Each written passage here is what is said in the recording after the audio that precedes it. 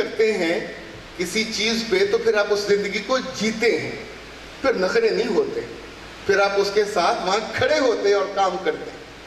سیلاب آتا ہے تو کہاں سے وہ کشتیاں آتی ہیں؟ جب یہ 2005 کا زلزلہ آیا تھا تو لوگوں کو پتہ نہیں چلتا تھا کہ وہاں جا کے مدد کیا کریں۔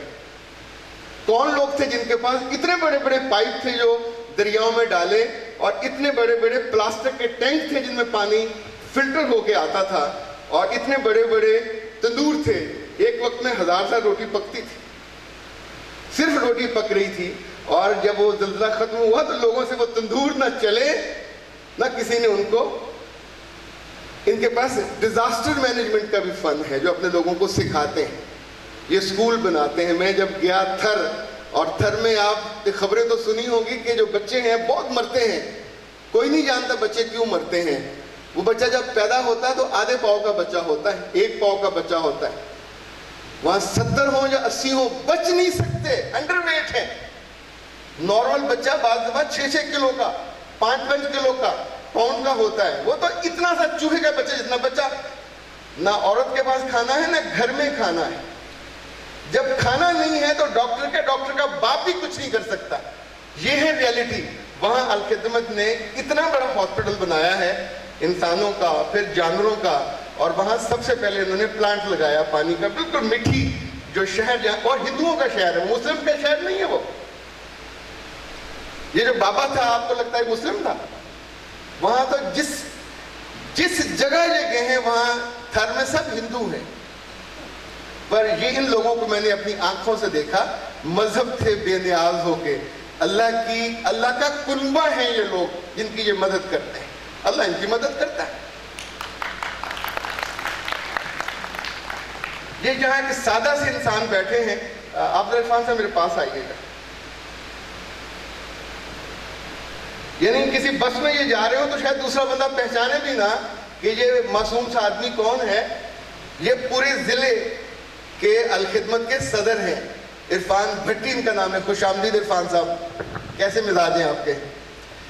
یہ جتنے مہمان ہیں اصل میں تو یہ آپ کے مہمان ہیں، چونکہ اس سب کو رونق آپ نے لگائی ہے۔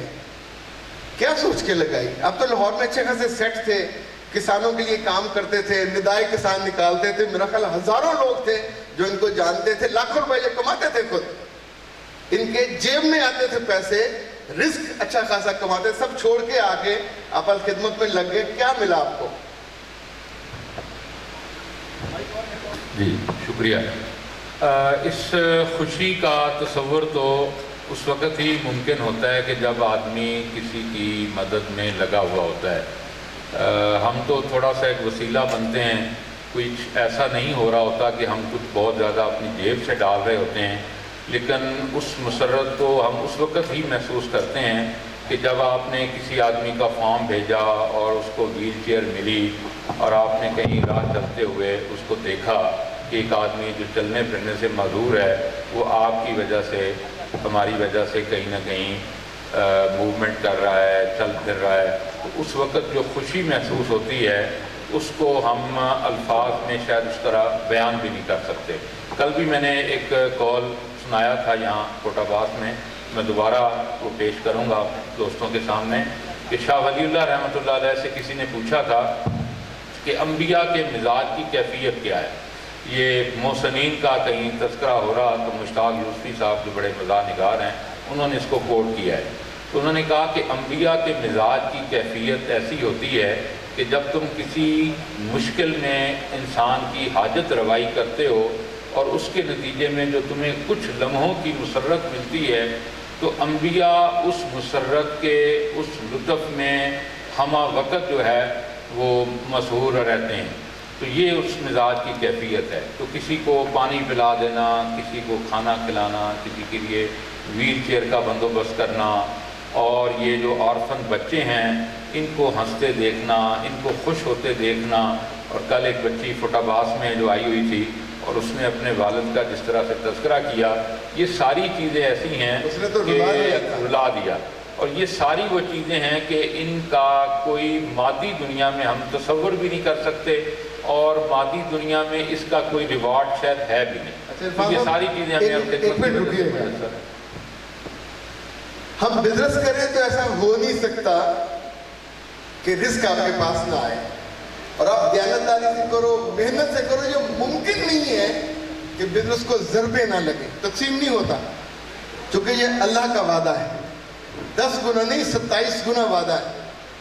میں نے اپنی آنکھوں سے دیکھا ہے، آخرت تو ابھی کسی نے نہیں دیکھی، دنیا میں نے ان لوگوں کو عزت ملتی دیکھی.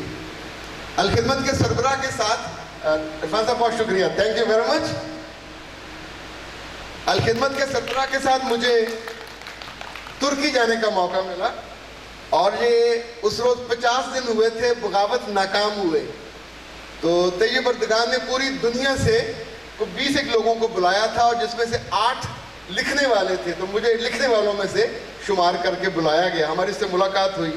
طیب اردگان 4 کمروں کا اس کا وہ محل ہے، جہاں کوئی فوجی نہیں تھا، جو اس کی حفاظت کرنے والی لڑکیاں تھے یا لڑکے تھے، اور وہ کہتا تھا کہ یہ امت